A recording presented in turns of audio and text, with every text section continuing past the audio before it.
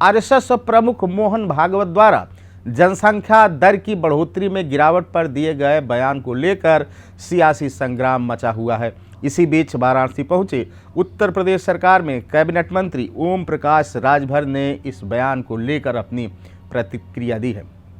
ABP news से बात करते हुए उन्होंने कहा कि संघ प्रमुख ने जो कुछ भी बयान दिया है वह बिल्कुल सोच समझ कर दिया है और उनकी बात में दम है।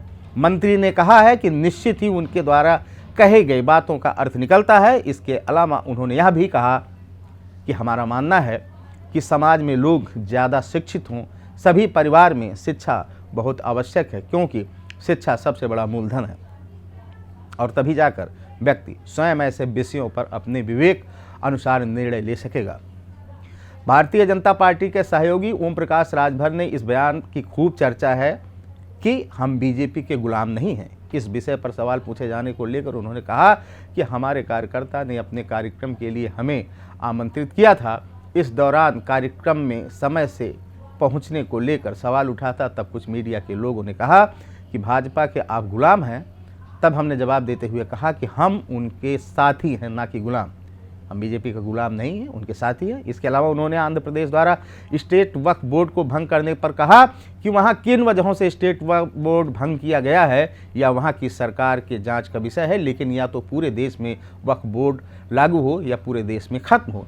हम भी वक्फ संशोधन के समर्थन में हैं। दिल्ली विधानसभा चुनाव को लेकर जहां एक तरफ आम आदमी पार्टी, भारतीय जनता पार्टी और कांग्रेस ने तैयारी शुरू कर दी है, ओम प्रकाश राजभर ने कहा कि दिल्ली विधानसभा चुनाव लड़ने की भी हमारी तैयारी है।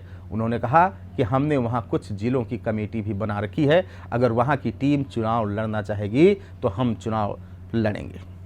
हमने वहां के लोगों से कह दिया है कि आप तैयारी करो। वहीं सपा प्रमुख अखिलेश यादव द्वारा उत्तर प्रदेश की स्वास्थ्य व्यवस्था को लेकर उठाए जा रहे सवाल पर कहा कि इन लोगों ने पाकिस्तान का पानी पी लिया है, वही पानी नशा कर रहा है, तो यह लोग विरोध कर रहे हैं। दरअसल देश में परिवर्तन हो चुका है। अगर आप इस वीडियो को YouTube पर देख रहे हैं तो चैनल को सब्सक्राइब करें और बेल आइकन दबाना ना भूलें। अगर Facebook पर देख रहे हैं तो चैनल को लाइक करें।